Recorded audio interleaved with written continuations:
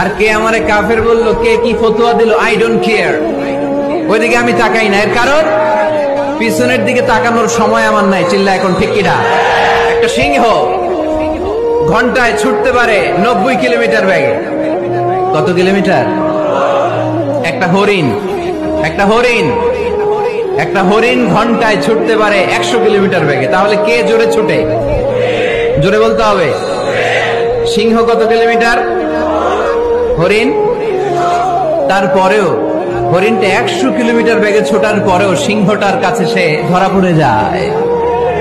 এর কারণ সিংহ যখন ধরার জন্য ছোটে সে শুধু সামনে তাকায়, সে পিছনে তাকায় না। আর হরিণ 100 কিলোমিটার বেগে ছোটার পরেও সে ধরা খেয়ে যাবার ভয়ে বারবার পিছনে তাকায়। আর পিছনে তাকার কারণে ওর গতিটা স্লো হয়ে যায় আর সিংহের হাতে বধ হয়ে যায়। পিছনে তাকাবার সময় আমাদের নাই। চিল্লায় বলো ঠিক কিনা? আমরা অহংকার শিখি নাই, আমরা হিংসা শিখি নাই আমাদের। আর কে আমারে কাফের বললো, কে কি ফতোয়া দিল, আই ডোন্ট কেয়ার।